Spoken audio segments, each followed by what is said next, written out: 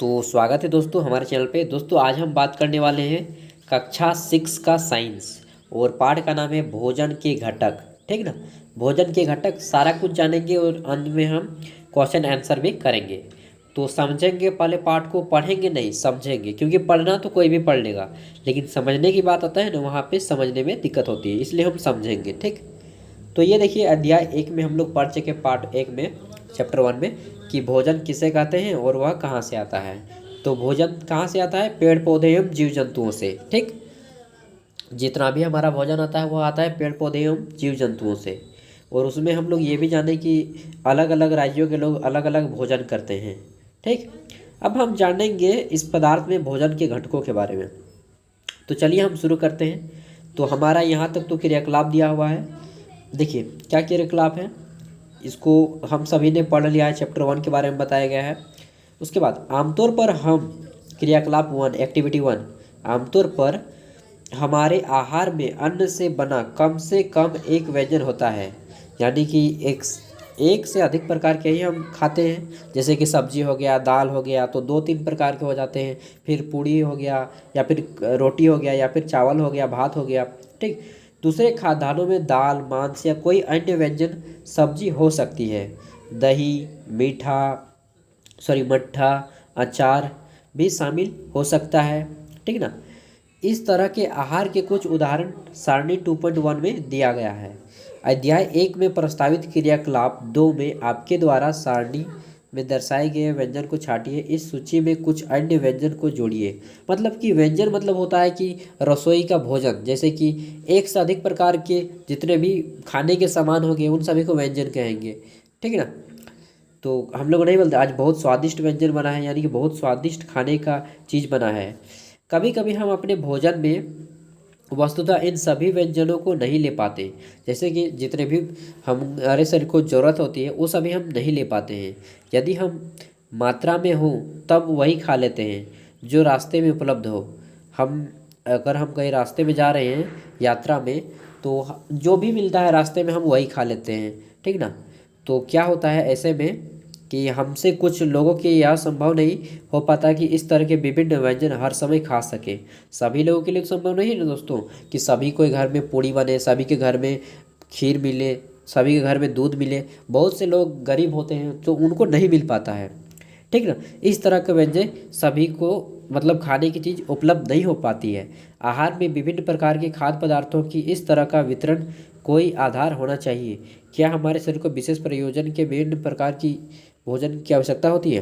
देखिए यहाँ पे बोल रहा है कि अगर हमारे शरीर को काम करने के लिए क्या एक ही प्रकार के भोजन खाने से चलेगा? नहीं चलेगा। हमारे शरीर में विभिन्न प्रकार की प्रोटीन, विटामिन, कार्बोहाइड्रेट की ज़रूरत होती है। तो इन सभी के लिए अलग अलग प्रकार की भोजन की आवश्यकता होगी, जो इस पार्ट में हम जानेंगे और बहुत ही अच्छे तरह से जानेंगे। ये देखिए सारणी 2.1 दिया गया है। इसमें क्या है, पंजाब में क्या मिलता है? अन्न का व्यंजन है मक्के की रोटी, राजमा, दाल या मांस में। फिर सब्जी में सरसों का साग चलता है, फिर दही चलता है, घी चलता है, मट्ठा चलता है। इसी तरह आंध्र प्रदेश में चावल यानी कि भात खाया जाता है। आहार अरहर की दाल यानी कि लाहर की दाल खाया जाता है। उसके बाद कुंदरू, ये क्या होता है? कुंदरू एक सब्जी होता है, वो खाया जाता है। मट्ठा, घी, अचार ये सभी आंध्र प्रदेश में चलते हैं। इसी प्रकार सभी राज्य के अलग अलग भोजन होते हैं। अब देखिए यहाँ पे हमारा है विभिन्न प्रकार के खाद्य पदार्थों के क्या होता है। अगर हम विभिन्न प्रकार के खाने के सामान लेते हैं तो क्या होता है, तो हम जानते हैं कि प्रत्येक व्यंजन मतलब भोजन, व्यंजन मतलब भोजन। तो हम जानते हैं कि प्रत्येक प्रकार के भोजन एक या एक से अधिक प्रकार की कच्ची सामग्री से बना होता है, जो हमें पादपों या जंतुओं से मिलते हैं। यानी कि जो भी हम भोजन खाते हैं वो एक से अधिक प्रकार की वस्तुओं से मिलकर बना होता है। ठीक है। जैसे कि सब्जी भी होता है तो कितने प्रकार की चीज़ों से मिलकर बना होता है, जैसे कि आलू हो गया, गोभी हो गया, लौकी हो गया, तो उसमें बहुत सारी चीज़ें मिलाई जाती हैं। फिर ठीक ना। इसी तरह प्रत्येक किसी भी चीज़ को बनाने के लिए बहुत सारी चीज़ों की आवश्यकता होती है। तो इन कच्ची सामग्री के संगठन, कच्ची सामग्रियों के क्या है संगठन? संगठन क्या है? यानी कि बहुत सारी चीज़ मिल के बनाया जाता है। इस कच्ची सामग्री में हमारे शरीर के लिए कुछ आवश्यक घटक होते हैं। इन घटकों को हम पोषण कहते हैं। तो यहाँ पे हमारा पहला पॉइंट आता है कि पोषण किसे कहते हैं। ठीक, तो देखिए हमारे शरीर को विभिन्न प्रकार के खाद्य पदार्थों की आवश्यकता होती है, जैसे कि प्रोटीन हो गया, कार्बोहाइड्रेट हो गया, विटामिन हो गया, खनिज लवण हो गया, इन सभी की जो ज़रूरत होती है, ठीक ना। तो इन्हीं सब को जो पूरा करता है भोजन, उसे ही पोषण कहा जाता है। तो साधारण भाषा में समझे कि पोषण क्या है। तो हमारे शरीर की कार्य करने के लिए और रोगों से रक्षा करने के लिए आवश्यकता होता है, उसे हम पोषक कहते हैं। पोषक पदार्थ में सबसे पहले आता है हमारा कार्बोहाइड्रेट। पोषक पदार्थों के लिस्ट में पहला आता है कार्बोहाइड्रेट, दूसरा है प्रोटीन, तीसरा है वसा, विटामिन तथा खनिज लवण। तो पोषण किसे कहते हैं? देखिए, जिन भोजन पदार्थों से खा करके हमारे शरीर को ऊर्जा मिलता है, यानी कि काम करने की शक्ति मिलती है, साथ ही क्या मिलता है, उसके साथ ही हमें जो है शरीर के वृद्धि और विकास में मदद करता है, उसे ही हम पोषक पदार्थ कहते हैं। इसके अतिरिक्त हमारे भोजन में रुक्षांश तथा जल भी शामिल है। हम इसके अलावा भोजन के अलावा भी रुक्षांश खाते हैं और जल पीते हैं, यानी कि पानी पीते हैं। ठीक, अब ये जान लीजिए कि आप रुक्षांश पहली बार सुने हैं क्या? रुक्षांश क्या होता है भाई? देखिए, जो फलों में एक प्रकार का पदार्थ होता है, जब हम फल खाते हैं तो उनके छिलकों में एक प्रकार का पदार्थ होता है। इस रुक्षांश हमें कोई प्रकार का पोषक पदार्थ नहीं देता है, लेकिन यह क्या करता है कि हमारे पेट में जितने भी चीज़ जो पचे नहीं होते हैं ठीक ढंग से, जो खाना खाएं वो ठीक ढंग से पचा नहीं, उसी को यह बाहर निकालने में मदद करता है पेट से। अगर वह वहीं पे रह गया ना तो हमारा पेट खराब हो जाएगा। इसलिए रुक्षांश क्या करता है, बिना जो पेट में खाना नहीं पचता है उसको बाहर निकाल देता है। ठीक, रुक्षांश का ये मदद है और यह सबसे ज़्यादा फलों में पाया जाता है, इसलिए फल हमें खाना चाहिए। अब देखिए आगे क्या है, जल भी शामिल है हमारे भोजन में। क्या सभी खाद्य पदार्थों में सभी पोषक तत्व उपलब्ध होते हैं? नहीं। देखिए, किसी भी खाद्य पदार्थ को खाएंगे तो केवल एक ही प्रकार के खाद्य पदार्थ में सभी प्रकार के पोषक तत्व, यानी कि सभी में कार्बोहाइड्रेट, विटामिन, प्रोटीन सभी एक ही चीज़ में नहीं मिलता है, सभी के लिए अलग अलग चीज़ है। ठीक ना, तो वही बोल रहा है कि कुछ साधारण विधियों से हम जान सकते हैं कि कच्ची सामग्री या पके हुए भोजन में कौन सा एक या एक से अधिक पोषक तत्व उपस्थित है। तो कुछ क्रियाकलाप करना पड़ेगा उसके लिए कि उसमें कौन सा चीज़ है, और इसके लिए कुछ हम लोग पढ़ेंगे। ठीक, तो कार्बोहाइड्रेट, प्रोटीन, वसा यानी कि फैट के परीक्षण तथा अन्य पोषक परीक्षणों की अपेक्षा सरल है। आइए हम इन परीक्षणों को सारणी 2.2 में लिखेंगे। इन परीक्षणों को करने के लिए आपको देखिए, ये क्रियाकलाप करने के लिए बोल रहा है, तो क्रियाकलाप में सिंपल बता देता हूँ। देखिए, कोई भी पदार्थ लीजिए और उसमें क्या करना है, नमक देना है। जैसे कि आलू ले लिए और आलू में काट कर थोड़ा सा नमक दे दीजिए। अगर वह आलू नीला पड़ जाए तो समझ लीजिए कि वह क्या है, मंड है, स्टार्च है, यानी कि उसमें कार्बोहाइड्रेट की मात्रा ज़्यादा है। ठीक, तो आलू में कार्बोहाइड्रेट की मात्रा ज़्यादा होती है, हम सभी को मालूम है, और नहीं मालूम है तो जान लीजिए। ठीक ना, इसलिए आलू खाने के बाद हमें शक्ति मिलती है। आगे देखेंगे तो यहाँ पे हमारा क्रियाकलाप पूरा हो जाता है, और आयोडीन का तनु विलयन में बनाने के लिए जल से भारी जल, ये सारा कुछ हो गया। क्रियाकलाप 2 ये बोल रहा है। ठीक, और यहाँ पे एक चीज़ है कि आइए हम विभिन्न खाद्य पदार्थों की जांच करके देखें कि इसमें कार्बोहाइड्रेट उपस्थित है या नहीं है। तो मैंने बताया कि आलू में अगर नीला नीला आ जाएगा, नमक, आलू का एक टुकड़ा काटिए, उसमें थोड़ा सा नमक डालिए। अगर आलू का टुकड़ा कुछ देर बाद जहाँ पे नमक डाले हैं वहाँ पे अगर नीला नीला हो गया, यानी कि ब्लू ब्लू टाइप का हो जाता है, तो समझ लीजिए कि उसमें कार्बोहाइड्रेट का मात्रा है। ठीक, पूरा क्रियाकलाप का यही यह सार बोलना चाह रहा है। अब हम आगे बढ़ेंगे दोस्तों। तो हमारा आगे आता है, इस परीक्षण को किसी का अन्य खाद्य पदार्थ के साथ करके देख सकते हैं। आलू के अलावा आप किसी अन्य चीज़ में करके देखिए, जैसे पपीता हो गया, उसमें करके देखिए उसमें होता है या नहीं। अगर नहीं होता है तो उसमें कार्बोहाइड्रेट की मात्रा बहुत ना के बराबर है या फिर नहीं है। ठीक, अब देखिए प्रोटीन की कैसे जानेंगे कि प्रोटीन किसी पदार्थ में है। तो कार्बोहाइड्रेट तो जान लिए कि हमारे शरीर में क्या देता है, कार्बोहाइड्रेट को खाने से ऊर्जा मिलती है, शक्ति मिलती है, कार्य करने का बल मिलता है। ठीक, काम करने के लिए शक्ति मिलती है। प्रोटीन क्या करता है, ये देखिए, प्रोटीन के लिए परीक्षण आप जानेंगे कि किसी पदार्थ में प्रोटीन है या नहीं है। इसके लिए क्रियाकलाप किया जाता है। तो इसके लिए क्रियाकलाप आप नहीं कर पाएंगे क्योंकि कास्टिक सोडा चाहिए, कॉपर सल्फेट चाहिए, और इसके लिए कास्टिक सोडा और कॉपर सल्फेट जो मुझे लगता है कि जहाँ तक आप लोग नहीं ला पाएंगे। इसलिए मैं डायरेक्ट यहाँ पे प्रोटीन की बात करता हूँ। तो प्रोटीन की बात क्या है कि प्रोटीन, देखिए हमारे शरीर में प्रोटीन क्या करता है, ऊतकों का निर्माण करता है, हमारे शरीर का निर्माण करता है। प्रोटीन हमारे, नहीं बोलते हैं कि बच्चा को अगर लंबा बढ़ाना है तो उसे प्रोटीन खिलाइए। जैसे कि प्रोटीन सबसे ज़्यादा पाया जाता है आपका किस में पाया जाता है, तो ये पाया जाता है सोयाबीन बड़ी में, ठीक। उसके अलावा मीट माछ में पाया जाता है, अभी हम लोग जानेंगे। तो प्रोटीन हमारे शरीर में क्या करता है, प्रोटीन करता है दोस्तों हमारे शरीर को लंबा बढ़ता है, लंबा बढ़ाता है, मसल्स को मजबूत करता है, बॉडी को अच्छा बनाता है। तो ये प्रोटीन का काम हो गया, ठीक। शरीर को लंबा बढ़ाना, विकास देना। और कार्बोहाइड्रेट का क्या काम हो गया, कार्बोहाइड्रेट हमें ऊर्जा देता है, शक्ति देता है, काम करने की क्षमता देता है, बल देता है। और प्रोटीन शक्ति को शरीर को बढ़ाता है, ठीक है ना। लंबा जो बढ़ते हैं तो प्रोटीन खा लेते हैं तभी बढ़ते हैं। प्रोटीन की कमी हो जाएगी ना जिस व्यक्ति में, वह लंबा बढ़ना रुक जाएगा। किसी बच्चे में प्रोटीन की कमी हो जाता है, ठीक ना। इसलिए डॉक्टर आपको बोलते हैं कि लंबा बढ़ाना है तो इसे प्रोटीन से भरा भरा सामान खिलाइए। अब देखिए यहाँ पे वसा का बात आता है। वसा यानी कि फैट, इंग्लिश में वसा को फैट बोलते हैं और हिंदी में बोलते हैं तेल या चर्बी, ठीक, ठेठ भाषा में। तो जिस पदार्थ में तेल या चर्बी की मात्रा ज़्यादा होती है उसके लिए परीक्षण क्या करना पड़ेगा, तो परीक्षण को छोड़िए, जो काम की बात है वो मैं बताता हूँ। वसा, वसा क्या करता है, हमारे फैट को, इसको कहते हैं, इसी के कारण आदमी मोटा होता है। आदमी मोटा किसके कारण होता है, वसा के कारण। वसा की उपस्थिति, तेल वाला चीज़ अगर आप ज़्यादा खाते हैं तो आप मोटे हो जाएंगे। वसा का मतलब होता है तेल, ठीक। यानी कि अगर आप तेल वाला चीज़ ज़्यादा खाएंगे तो आप मोटे हो जाएंगे, थुलथुले हो जाएंगे। और जब आप उपवास करते हैं ना, किसी दिन रोज़ा रखते हैं, इस्लाम धर्म में रोज़ा बोलते हैं, हिंदू धर्म में उपवास बोलते हैं और क्रिश्चियन धर्म में फास्टिंग बोलते हैं। यानी कि जब आप उपवास करते हैं, बहुत देर तक खाना नहीं खाते हैं, तो उस समय भी आप देखिएगा कि अरे भाई बहुत, हम 2 दिन से खाना नहीं खाए फिर भी तो अभी तक तो अच्छा है। वो किस कारण होता है, उस समय भी हमारा शरीर काम करने के लिए तो चाहिए ना भोजन। तो वह उपवास के समय हमारा वह वसा काम देता है। भोजन जो है उपवास के समय हमारा काम देता है, ठीक ना। तो ये हो गया वसा। और वसा का सबसे अच्छा स्रोत क्या है, तो वसा का सबसे अच्छा स्रोत अभी हम लोग जानेंगे, ठीक। तो तेल वाली चीज़ इसमें सबसे ज़्यादा आएंगे।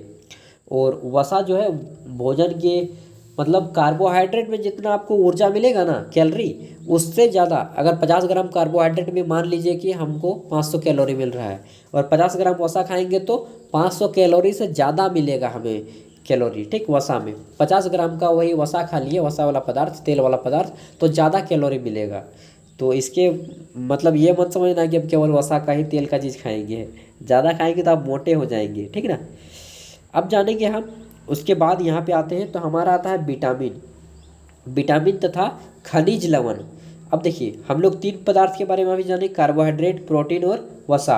हमने तीनों के लिए खाद्य पदार्थों का परीक्षण किया। तो परीक्षण को जानना जरूरी नहीं है क्योंकि ये इम्पोर्टेंट भी नहीं है जहाँ तक हमने किताब को पढ़ा। और आगे देखते हैं, तो हमने अभी 3 चीज़ों के बारे में जाना। पोषक तत्व, वे पोषक तत्व उन्हें कहते हैं, पोषण किसे कहते हैं दोस्तों, तो पोषण फिर से बता दूं और एंड में मैं रिवीजन भी कराऊंगा। पोषण उस पदार्थ को कहते हैं जब हम किसी भोजन को खाते हैं और उससे कार्बोहाइड्रेट, प्रोटीन, वसा, खनिज लवण, विटामिन, ये सारी चीज़ हम लोग को मिलते हैं, तो उन सब तत्वों को पोषक तत्व कहते हैं।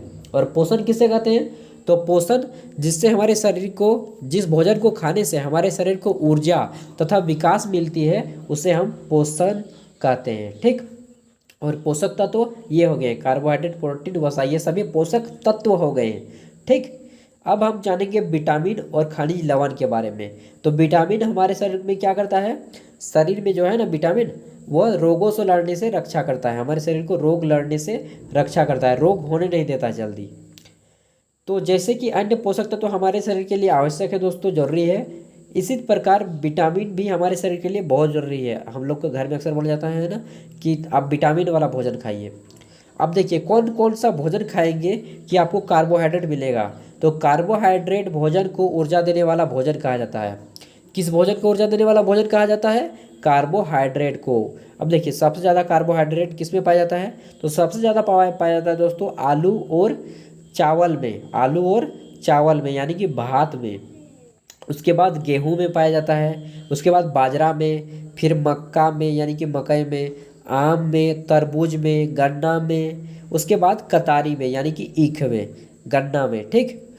उसके बाद देखिए हमारा यहाँ पे आता है कि क्या आता है दोस्तों, तो हमारा आता है वसा, यानी कि तेल वाले चीज़ किससे सबसे ज़्यादा प्राप्त होते हैं, फैट। तो ये हो गया अंडा में, मीट में, माछ में, मछली में, दूध, घी, पनीर, मक्खन। उसके बाद हमारा आता है, हाँ तो दोस्तों अब हम बात करने वाले हैं वसा। तो वसा में सबसे पहले मूंगफली आएगा, ठीक। उसके बाद गिरी, यानी कि एक प्रकार का मूंगफली जैसा ही बादाम होता है। सूरजमुखी का तेल, सरसों का तेल, नारियल का तेल, सोयाबीन का तेल और तिल, ये सभी आपको वसा देता है, यानी कि फैट देता है, ठीक। उसके बाद यहाँ पे हम बात करेंगे विभिन्न पोषक जो हमारे शरीर के लिए क्या, मतलब क्या क्या काम करते हैं। तो ये सारी चीज़ भी हम लोग जानेंगे इसी में, और इसी का यह पार्ट है। आगे देखते हैं। तो हमें जो है प्रोटीन, प्रोटीन जो हमारे शरीर को, मसल्स को मजबूत करता है, शरीर को तंदुरुस्त रखता है और ऊतकों का निर्माण करता है, लंबाई बढ़ाता है, ठीक ना। तो यह किससे प्राप्त होता है, सबसे ज़्यादा प्रोटीन सोयाबीन में पाया जाता है, शाकाहारी पदार्थों में। और उसके बाद मीट में पाया जाता है, माछ में पाया जाता है, मछली में, पनीर में, दूध में, मटर में, चना में, उसके बाद मूंग में, तुअर की दाल में, राजमा में, ये सभी में पाया जाता है दोस्तों क्या, प्रोटीन। ये प्रोटीन के अच्छे स्रोत हैं। उसके बाद देखिए विटामिन ई, अब sorry vitamin A. Vitamin A का क्या काम है दोस्तों, तो विटामिन ए जो है ना हमारे आँखों में रोशनी प्रदान करता है और हमारे चेहरे में चमक लाती है। अगर विटामिन ए की किसी व्यक्ति में कमी हो जाए तो उसकी आंखें जो है धुंधली दिखाई देंगी और आपका जो चेहरा जो है झुर्रियाँ आने लगेगा चेहरे पर। तो ये विटामिन ए की कमी से होता है। और विटामिन ए की कमी से रतौंधी रोग होता है, रतौंधी। विटामिन ए का रासायनिक नाम क्या होता है, रेटिनॉल, ठीक। और इनसे कौन सी रोग होती है, रतौंधी, आँख की बीमारी। और इसका सबसे अच्छा स्रोत क्या है, विटामिन ए की कमी ना हो पाए इसके लिए आपको गाजर खाना चाहिए, आम खाना चाहिए, मछली का तेल खाना चाहिए, दूध पीना चाहिए, पपीता खाना चाहिए, ठीक। अब देखिए विटामिन बी। विटामिन बी क्या होता है दोस्तों, विटामिन बी कॉम्प्लेक्स है, यानी कि विटामिन बी के अंदर बहुत सारे विटामिन है। विटामिन B1 है, B2 है, B3 है, ठीक ना, B6 है, B12 है। तो विटामिन B1, यहाँ पे बी भी लिखा है यानी कि B1। विटामिन B1 की कमी से बेरी बेरी रोग होता है। विटामिन बी की कमी से कौन सा रोग होता है, बेरी बेरी, ठीक। और अगर किसी व्यक्ति में विटामिन बी की कमी हो जाए तो वह काम नहीं कर पाएगा, थोड़ा सा काम करेगा और तुरंत थक जाएगा दोस्तों, ठीक ना।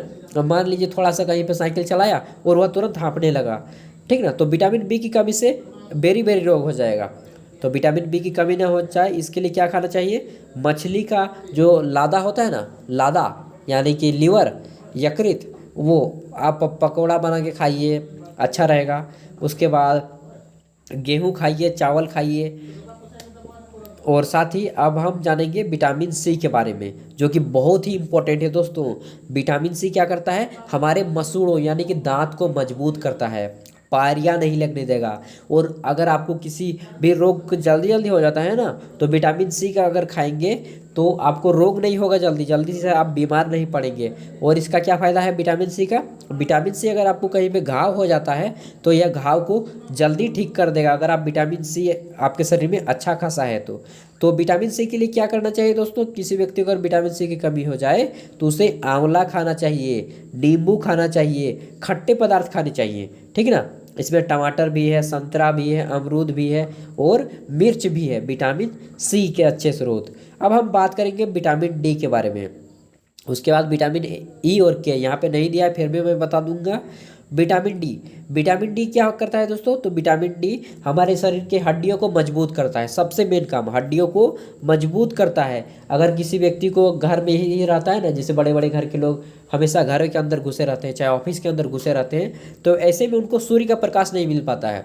तो ऐसे में आपका हड्डी कमज़ोर हो जाएगा, तुरंत गिरेंगे कहीं में थोड़ा सा तो हड्डी क्रैक हो जाएगी या टूट जाएगा, ठीक ना, या फिर हड्डी टेढ़ी मेढ़ी हो जाएगी आपकी शरीर की धीरे धीरे। तो विटामिन डी की कमी से होता है। इसके लिए आपको सूर्य के प्रकाश में रहना चाहिए और क्या करना चाहिए, अंडे खाने चाहिए, मछली खाने चाहिए।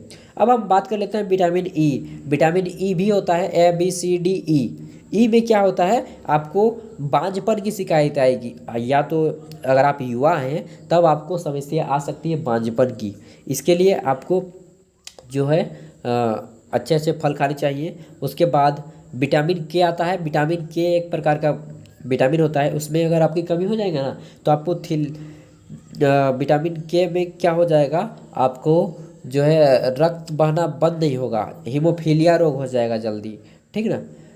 तो प्लेटलेट्स, आपको खून बह रहा है तो बहते रहेगा बहते रहेगा, अगर आपके शरीर में विटामिन की कमी हो जाएगा तो, ठीक ना। तो अब रासायनिक नाम बात कर लेते हैं। विटामिन ए का होता है रेटिनॉल, विटामिन बी का होता है थायमीन, विटामिन सी का होता है एस्कॉर्बिक एसिड, विटामिन डी का होता है कैल्सीफेरॉल, विटामिन ई का होता है टेकोफेरॉल और विटामिन के का होता है फाइलोक्विनोन। ठीक, इन सबों को आप लिख लीजिए, बहुत ही जरूरी होता है। अब देखिए, अब हम बात करते हैं यहाँ पे प्रोटीन की आवश्यकता शरीर की वृद्धि तथा स्वस्थ रहने के लिए होती है। अभी हम बताएं ना, शरीर की वृद्धि लंबाई बढ़ती है। प्रोटीन युक्त भोजन को प्रायः शरीर वर्धक भोजन कहा जाता है। प्रोटीन वाले भोजन को क्या कहा जाता है, शरीर वर्धक भोजन। विटामिन रोगों से हमारे शरीर की रक्षा करता है। विटामिन हमारी आँख, हड्डियों को, दांत को और मसूड़ों को स्वस्थ रखने में सहायता करता है। विटामिन कई प्रकार के होते हैं जिन्हें अलग अलग नामों से जाना जाता है। अभी हमने पढ़ा विटामिन ए के बारे में, विटामिन बी के बारे में, विटामिन सी के बारे में, विटामिन डी के बारे में, विटामिन ई के बारे में और विटामिन के बारे में। इनका रासायनिक नाम भी अभी हमने जाना। अब हम जानेंगे विटामिन का एक समूह है जिसे विटामिन बी कॉम्प्लेक्स कहते हैं। अभी मैंने बताया ना, विटामिन बी कॉम्प्लेक्स यानी कि vitamin B1, B2, B6, B12 इस प्रकार के विटामिन बी में ही केवल उपस्थित हैं, इसलिए विटामिन बी को कॉम्प्लेक्स कहा जाता है। ठीक, हमारे शरीर को सभी प्रकार के विटामिनों की थोड़ी थोड़ी मात्रा में आवश्यकता होती है। विटामिन ए हमारी त्वचा और आँखों के लिए अच्छा है, स्वस्थ रखता है। विटामिन सी बहुत से रोग लड़ने से हमारी मदद करता है। विटामिन डी हमारी हड्डियों को मजबूत करता है और दांतों के लिए भी कैल्शियम का उपयोग हमारे करता है, ठीक ना, कैल्शियम भी देता है, हमारे शरीर की सहायता करता है। विटामिन से भरपूर भोजन चित्र 2.6 से 2.9 में दिखाए गए हैं, जिसके बारे में अभी हम लोग बात कर चुके हैं दोस्तों। अब हम बात करेंगे यहाँ पे आयोडीन के बारे में। तो ये देखिए, पहली क्या बोल रही है, पहली और बुझो है।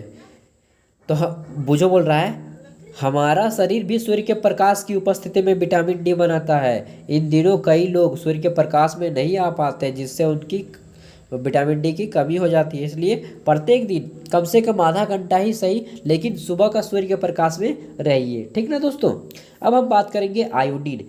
आयोडीन का मतलब होता है सीधा सीधा नमक। किसी व्यक्ति में अगर आयोडीन की कमी हो जाए तो उसमें घेंघा रोग हो जाएगा, जिससे आपका गला फूल जाएगा। इसे आप गॉइटर भी कहते हैं या थायराइड भी कहते हैं। देखिए, अगर किसी व्यक्ति में आयोडीन की कमी हो जाए तो उसे नमक थोड़ा ज़्यादा मात्रा में खाना चाहिए, पालक खाना चाहिए, मछली खाना चाहिए, अदरक खाना चाहिए, ठीक, और नमक तो है है। उसके बाद हम बात करते हैं तो आता है हमारा फास्फोरस। फास्फोरस हमारी हड्डियों के लिए मजबूती प्रदान करता है। तो फास्फोरस और कैल्शियम हमारे हड्डियों को मजबूती प्रदान करता है, ठीक। तो इसके लिए क्या खाना चाहिए आपको, दूध खाना चाहिए, केला खाना चाहिए। उसके बाद लोहा, आयरन। आयरन अगर किसी व्यक्ति के शरीर में कमज़ोर हो जाए तो वह मतलब इंटरनल है, तो आयरन की भी कमी नहीं होनी चाहिए। इससे खून में आपका कमी हो जाएगा, आयरन की कमी हो गई तो इसके लिए सेब खाएं, मीट खाएं, साग खाएं, और कैल्शियम के लिए दूध और अंडा, ठीक। दूध बेस्ट रहेगा, अंडा भी होता है लेकिन दूध सबसे बेस्ट होता है। इसलिए किसी व्यक्ति अगर हड्डी टूट जाता है तो डॉक्टर कैल्शियम की गोली लिखते हैं, ठीक। अच्छा, अब हम बात करते हैं हमारे शरीर को खनिज लवण की आवश्यकता अल्प मात्रा मतलब थोड़ी मात्रा में होती है। शरीर के उचित विकास तथा अच्छे स्वास्थ्य के लिए प्रत्येक खनिज लवण आवश्यक है। विभिन्न खनिज लवणों के कुछ स्रोत चित्र 2.10 में दर्शाए गए हैं। अधिकांश खाद्य पदार्थ में एक से अधिक पोषक तत्व होते हैं। क्या होते हैं, एक से अधिक पोषक तत्व, ठीक। तो इसको थोड़ा सा मैं ये कर लेता हूँ, ठीक, बस थोड़ा सा रुकिएगा, ये इसको हटा दिया। हाँ, अधिकांश खाद्य पदार्थों में एक से अधिक मतलब पोषक तत्व होते हैं। अगर मतलब एक खाद्य पदार्थ में आपको प्रोटीन भी मिल जाएगा, कार्बोहाइड्रेट भी मिल जाएगा, तो बहुत सारे ऐसे खाद्य पदार्थ हैं जिसमें एक से अधिक आपके पोषक तत्व मिल जाएंगे, ठीक। अब हम बात करते हैं फिर किसी मतलब आपने कभी अधिकांश खाद्य पदार्थों में एक से अधिक पोषक तत्व होते हैं। आपने 2.2 में लिखने इस समय की सच्ची बात अवश्य देखा होगा। अब क्या बोल रहा है कि फिर भी किसी कच्ची सामग्री में एक निश्चित पोषण की मात्रा उपस्थित हो सकती है। मतलब बोल रहा है कि देखिए, किसी भी पदार्थ को खाते हैं तो उसमें एक विशेष प्रकार की विटामिन होती है, तो वह मात्रा सबसे ज़्यादा होती है, इसलिए उसका एक विशेष स्रोत माना जाता है। चावल में कार्बोहाइड्रेट की मात्रा सबसे ज़्यादा है और दूसरे पोषक तत्वों में वही उतनी नहीं हो पाती जितने की चावल में कार्बोहाइड्रेट मिलता है, चावल और आलू में, ठीक। और दाल में क्या मिलता है? प्रोटीन मिलता है दाल में। इस आधार पर हम यह कह सकते हैं कि चावल कार्बोहाइड्रेट का सबसे अच्छा स्रोत है, यानी कि समृद्ध स्रोत है, ठीक। चावल में क्या मिलता है? कार्बोहाइड्रेट। इन पोषकों के अलावा हमारे शरीर को आहारी रेशे यानी कि रुक्षांश, आहारी रेशा मतलब होता है रुक्षांश का दूसरा नाम है, ठीक, तथा जल की भी आवश्यकता होती है। आहारी रेशा रुक्षांश के नाम से भी जाने जाते हैं। आहारी रेशा का दूसरा नाम क्या है दोस्तों? रुक्षांश। रुक्षांश का क्या काम है? अभी हमने बताया कि रुक्षांश हमारे शरीर में जो सामान पचता नहीं है उसको बाहर निकाल देता है, ठीक, लैट्रिन के माध्यम से। हमारे खाने में रुक्षांश की पूर्ति मुख्यतः पादपों से होती है। रुक्षांश के मुख्य स्रोत क्या है? साबुत खाद्यान्न है, दाल है, आलू है, ताजे फल और सब्जी है। रुक्षांश हमारे शरीर को कोई पोषण प्रदान नहीं करते हैं, फिर भी यह हमारे भोजन का आवश्यक कारण है। क्या बताएं कि यह हमारे शरीर को कोई भी पोषक पदार्थ नहीं प्रदान करता है, परंतु आवश्यक है, क्योंकि इसका आयतन बढ़ा देता है। रुक्षांश बिना पचे हुए भोजन को बाहर निकाल देता है, अभी हमने बताया ना। अब हम बात करते हैं जल में पोषण उपस्थिति को अवशोषित करने के लिए हमारे, देखिए, जल भी हमारे शरीर के लिए बहुत आवश्यक है। पानी, अगर किसी व्यक्ति में पानी की कमी हो जाएगा तो वह डिहाइड्रेशन में हो जाएगा, ठीक ना। यह कुछ अपशिष्ट पदार्थों के जैसे कि मूत्र, पसीने शरीर से बाहर निकलने में सहायता करता है पानी, ठीक ना। सामान्य हमारे शरीर को जितने जल की आवश्यकता होती है वह हमें उन वस्तुओं से प्राप्त होता है जिन्हें हम द्रव के रूप में लेते हैं। जैसे कि दूध पीते हैं तो दूध में भी कुछ ना कुछ पानी का मात्रा होता है। चाय पीते हैं तो चाय तो पीना नहीं चाहिए, बहुत ख़राब चीज़ है चाय मेरे लिए, और इसलिए चाय को नहीं पिए। लेकिन जो पीते हैं वो उसमें क्या होता है? उसमें भी पानी की मात्रा होती है। इसके अतिरिक्त जो भी भोजन हम खाते हैं तो उसमें भी पानी की मात्रा होती है। आइए हम देखते हैं कि कोई अन्य स्रोत जो हमारे क्रियाकलाप में जल को प्रदान करता है। तो यहाँ पे एक क्रियाकलाप दिया है, क्रियाकलाप को नहीं पढ़ेंगे, ज़्यादा टाइम लग जाएगा। यहाँ पे हम पढ़ते हैं कि संतुलित आहार। संतुलित आहार क्या है? तो देखिए, संतुलित आहार का मतलब होता है ना तो ज़्यादा भोजन करना, ना ही ज़्यादा कम भोजन करना, ना तो ज़रूरत से ज़्यादा भोजन करना, ना ही ज़रूरत से कम भोजन करना, ठीक। अब बात करते हैं सामान्य पूरे दिन में जो कुछ भी हम खाते हैं उसे आहार कहते हैं। क्या कहते हैं? आहार। हमारे शरीर की वृद्धि और अच्छे स्वास्थ्य को बनाए रखने के लिए हमारे आहार में वे सभी पोषक तत्व उचित मात्रा में होने चाहिए जिनकी हमारे शरीर की आवश्यकता है। मतलब कि हम जो भी दिन में खाते हैं उनमें वे सभी पोषक तत्व होने चाहिए जो कि अभी हम लोग पढ़ें। कोई भी पोषक तत्व न आवश्यकता से अधिक खाना चाहिए और न ही कम। हमारे आहार में पर्याप्त मात्रा में रुक्षांश, जल चाहिए, यानी कि हमारे शरीर को पोषक पदार्थों और विटामिन के साथ साथ क्या चाहिए? पानी भी चाहिए और रुक्षांश भी चाहिए। इस प्रकार के आहार को संतुलित आहार कहते हैं, ठीक ना। यानी कि वह आहार जिसमें सभी प्रकार के पोषक तत्व, विटामिन, पानी और रुक्षांश मौजूद हो उसे संतुलित आहार कहा जाता है। क्या आप सोचते हैं कि प्रत्येक आयु वर्ग के कोई एक ही प्रकार के भोजन की आवश्यकता होगी? नहीं। देखिए, जब आप युवा होते हैं, जब आप बच्चे होते हैं तो उस समय आपकी ज़रूरत कुछ और होगी, उस समय आपको प्रोटीन वाले पदार्थ ज़्यादा खाने चाहिए। परंतु जब आप बूढ़े हो जाते हैं तो उस समय आपको जो विटामिन वाले पदार्थ ज़्यादा खाने चाहिए, ठीक है ना। इसलिए उम्र के साथ साथ आपका भोजन भी बदलता है। क्या आप यह भी सोचते हैं कि हमारा संतुलित आहार हमारे शरीर के कार्य पर निर्भर करता है? हाँ, आप जैसा भोजन करेंगे वैसा ही बन जाएंगे। जो लोग ज़्यादा तेल वाली चीज़ खाएंगे वह मोटा हो जाएंगे, जो लोग विटामिन वाले खाएंगे वह स्वस्थ रहेंगे, ठीक ना। इसलिए विटामिन खाइए। एक सप्ताह की अवधि में आप जो भी खाना खाते हैं उसका एक चार्ट पेपर बनाइए, बोल रहा है, और देखिए कि उसमें कौन कौन सी चीज़ आप खाते हैं और कौन कौन से नहीं खाते हैं। अगर 1 महीने तक वह सामान आप नहीं खाते हैं तो आपको क्या हो सकता है? उस विटामिन की कमी हो सकती है आपके शरीर में, ठीक ना। इसलिए बच के थोड़ा बाबू सब पदार्थ खाना चाहिए। बहुत लोग आप लोग ये नहीं खाएंगे मम्मी, वो सब्जी नहीं खाएंगे, ऐसा नहीं करना है, सभी खाना है, ठीक ना। नहीं तो आपके शरीर में क्या हो जाएगी, विटामिन की कमी हो जाएगी, फिर आपको बीमार पड़ जाएंगे। इसलिए सब खाइए। पोषक तत्व न नष्ट होते हैं, पोषक तत्व नष्ट न हो। क्या आप जानते हैं कि पकाते समय कुछ पोषक तत्व नष्ट हो जाते हैं। देखिए विटामिन सी, यहाँ पे क्या बात कर रहा है कि विटामिन सी जो होता है ना, जब हम लोग भोजन पकाते हैं तो वह उसी समय नष्ट हो जाता है। ये देखिए, ये यही बोल रहा है पूरा का पूरा इतना में। और ये क्या बोल रहा है कि ये बोल रहा है कि वसा यानी कि जो तेल वाली चीज़ होते हैं यह पूरा खा लिया, और जिसके कारण यह मोटा हो गया, और इसमें आपको जो है खराबी भी कर देगा। इसलिए तेल वाली चीज़ को थोड़ा कम खाइए। अब यहाँ पे हमारा आता है अभावजन्य रोग, यानी कि वे रोग जो विटामिनों की कमी से हो जाते हैं। जो वे रोग जो बहुत दिन तक आप किसी भोजन को नहीं खाए और आपको रोग हो गया, तो उसे अभावजन्य रोग कहते हैं, ठीक है ना, अभावजन्य रोग कहते हैं। अब यहाँ पे आता है कोई व्यक्ति अपने भोजन में पर्याप्त प्रोटीन नहीं ले रहा है तो कुछ रोग हो सकते हैं, जैसे कि वृद्धि, उसकी लंबाई रुक जाएगा, या फिर उसको वह सूखा पड़ जाएगा, पतला दुबला हो जाएगा, जब बालों के रंग उड़ना शुरू हो जाएगा, ठीक, काला हो जाएगा बाल, त्वचा में बीमारी और पेचिश हो जाएगी। यदि प्रोटीन और कार्बोहाइड्रेट दोनों किसी व्यक्ति में कमी हो जाएगा ना, तो वह लंबे समय तक अनुपस्थित रह जाएगा, तो वैसे में उसकी जो लंबाई है बिल्कुल रुक जाएगी और वह नाटा हो जाएगा। ऐसे व्यक्ति बहुत दुबला पतला हो जाएगा, वह इतना दुर्बल हो जाएगा कि चलने में भी दिक्कत हो जाएगा। विटामिन और खनिज लवणों के अभाव से रोग तथा विकृति हो सकती है। इसमें कुछ सारणी 2.3 में दर्शाए गए हैं।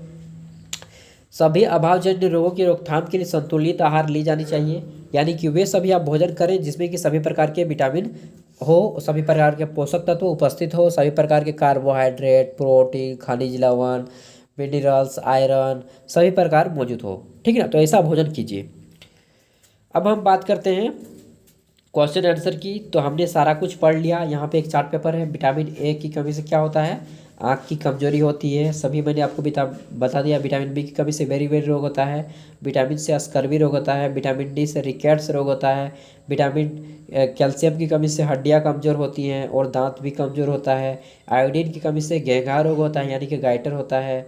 और लोहा यानी कि आयरन की कमी से अरक्तता होते हैं, यानी कि खून की कमी होती है, ठीक। अब हम बात करते हैं सारांश। तो सारांश को एक बार पढ़ लीजिए, बहुत ही ज़रूरी होता है। हमारे भोजन के मुख्य पोषक तत्वों के नाम। हमारे भोजन का जो मुख्य पोषक तत्व है वह क्या क्या होता है, कार्बोहाइड्रेट, प्रोटीन, वसा, विटामिन तथा खनिज लवण, ठीक। और इसके साथ आप जल भी जोड़ दीजिए, यानी कि पानी। अब कार्बोहाइड्रेट तथा वसा हमारे शरीर को मुख्य रूप से ऊर्जा प्रदान करता है। ऊर्जा कौन कौन प्रदान करता है, कार्बोहाइड्रेट और वसा, यानी कि शरीर को बल देता है, लेकिन सबसे ज़्यादा बल देता है कार्बोहाइड्रेट, ठीक। प्रोटीन तथा खनिज लवण हमारे शरीर की आवश्यकता क्या क्या करता है, लंबाई को बढ़ाता है और हमारे शरीर का विकास करता है। विटामिन हमारे शरीर में रोगों से लड़ने के लिए सहायता करता है। संतुलित आहार किसे कहते हैं, देखिए संतुलित आहार में हमारे शरीर के लिए आवश्यक है सभी पोषक तत्व तथा पर्याप्त रूक्षांश, जल उचित मात्रा में उपस्थित रहते हैं। अब क्या पूछ रहा है, हमारे शरीर में लंबी अवधि तक एक से अधिक पोषक तत्वों की जमाई लेने के लिए, तो अगर किसी हमारे शरीर में किसी भी पोषक तत्व की लंबे समय तक कमी हो जाए ना, तो उससे क्या होगा कि उससे हो जाएगा एक प्रकार का रोग, जैसे अभावजन्य रोग कहेंगे। अब यहाँ पे अभ्यास का क्वेश्चन, निम्नलिखित का नाम लिखिए। हमारे भोजन के मुख्य पोषक तत्वों के नाम लिखना है। तो यहाँ पे नाम लिखना है प्रोटीन का, कार्बोहाइड्रेट का, ठीक, विटामिन का। और इसके लिए मैं अलग से एक वीडियो दे दूंगा, लेकिन यहाँ पे वीडियो काफ़ी लंबा हो चुका है, फिर भी जल्दी जल्दी बता देता हूँ। हमारे भोजन में मुख्य पोषक तत्वों के नाम लिखना है। तो पोषक तत्व क्या है, प्रोटीन, कार्बोहाइड्रेट, वसा, खनिज लवण, ठीक, विटामिन और जल, ये सारे लिख दीजिए। इसके साथ ही आयरन, कैल्शियम वगैरह आप लिख सकते हैं। विटामिन का नाम निम्नलिखित के नाम लिखना है। पोषण जो मुख्य रूप से हमारे शरीर को ऊर्जा देता है, क्या क्या देता है ऊर्जा, तो वसा और कार्बोहाइड्रेट, ठीक। ख का क्या होगा, पोषक जो हमारे शरीर की वृद्धि और अनुरक्षण के लिए आवश्यक है। तो इसका उत्तर हो जाएगा आपका प्रोटीन, ठीक, प्रोटीन दे दीजिए। विटामिन जो हमारी अच्छी दृष्टि के लिए आवश्यक है। तो विटामिन ए हमें आँख को अच्छा देखने के लिए लगता है। वह विटामिन जो अस्थियों के लिए आवश्यक है, तो विटामिन कौन सा आवश्यक है? विटामिन डी हड्डियों को मजबूत करता है। अस्थि मतलब होता है हड्डी, ठीक। 3 नंबर, दो ऐसे खाद्य पदार्थों के नाम लिखे जिनमें निम्न पोषक प्रचुर मात्रा में उपलब्ध हो। तो वसा, वसा किस में सबसे ज़्यादा पाया जाता है? फैट। तो ये तेल वाली वस्तुओं में जैसे कि अंडा हो गया, दूध दही वाले वस्तुओं में। मंड, मंड मतलब कार्बोहाइड्रेट, कार्बोहाइड्रेट किस में पाया जाता है? तो ये पाया जाता है सबसे ज़्यादा आपका चावल में, उसके बाद आलू में, ठीक ना, गेहूं में। आहारी रेशा यानी कि रुक्षांश किस में पाया जाता है? तो रुक्षांश के लिए आप फल खाइए और यकृत खाइए। प्रोटीन, प्रोटीन किस में पाया जाता है दोस्तों? तो प्रोटीन सबसे ज़्यादा दाल में पाया जाता है, सोयाबीन में पाया जाता है और मीट में पाया जाता है, ठीक। अब आगे देखिए 4 नंबर, केवल चावल खाने से, बताना है सही है या गलत, केवल चावल खाने से हम अपने शरीर को पोषण आवश्यकताओं को पूरा कर सकते हैं? नहीं, गलत। केवल चावल खाएंगे तो आपका शरीर अच्छा नहीं रहेगा। संतुलित आहार खाकर अभावजन्य रोगों की रोकथाम की जा सकती है। हाँ, संतुलित आहार मतलब सभी प्रकार के भोजन, सभी प्रकार के पोषक तत्व और विटामिन को लेने से हम बीमारी से बच सकते हैं। शरीर के लिए संतुलित आहार में नाना प्रकार के खाद्य पदार्थ होने चाहिए। हाँ, अलग अलग प्रकार के भोजन खाना चाहिए, डेली एक ही प्रकार के भोजन नहीं खाइए। जैसे कि कोई लोग डेली मैगी खाता है, डेली सुबह को मैगी खाता है, मैगी खाता है, मैगी खाता है, तो इससे में आपके शरीर में क्या हो जाएगा? कमी हो जाएगा बेटा विटामिन की। शरीर को सभी पोषक तत्व उपलब्ध कराने के लिए केवल मांस पर्याप्त नहीं, केवल मांस भी नहीं खाना चाहिए डेली डेली। रिक्त स्थान की पूर्ति कीजिए। तो यहाँ पे खाली जगह है, विटामिन डी के अभाव से होता है। तो कौन सा रोग होता है विटामिन डी से? यहाँ पे रोगों का नाम लिखना है, रिकेट्स, रिकेट्स या सूखा रोग।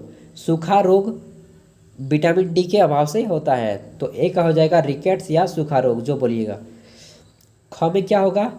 विटामिन बी, विटामिन बी होगा, ठीक। विटामिन बी की कमी से बेरी बेरी रोग होता है। विटामिन सी के अभाव से कौन सा रोग होता है? अस्कर्वी। सी नंबर में, ग में होगा अस्कर्वी। और घ नंबर, हमारे भोजन में अभाव से रतौंधी होता है, विटामिन ए। घ का होगा विटामिन ए। हमारे भोजन में विटामिन ए के अभाव से रतौंधी रोग होता है। तो दोस्तों यहाँ पे हमने पूरे चैप्टर को अच्छे से समझा और जाना कि किस किस के लिए कौन सा आवश्यक है, रासायनिक नाम क्या है किस विटामिन का। तो चलिए, वीडियो देखने के लिए फिर से दिल से धन्यवाद। मिलते हैं अगले वीडियो के साथ, तब तक के लिए बाय। पढ़िए, अपने आगे के लड़िए, खुद भी आगे बढ़िए, देश को भी आगे बढ़ाइए। और हाँ, अगर आप हमारे चैनल पर पहली बार आए हैं तो चैनल को सब्सक्राइब कर लीजिएगा। बड़ी मेहनत से आपके लिए वीडियो बनाते हैं, सच बताता हूँ दोस्त। Thank you.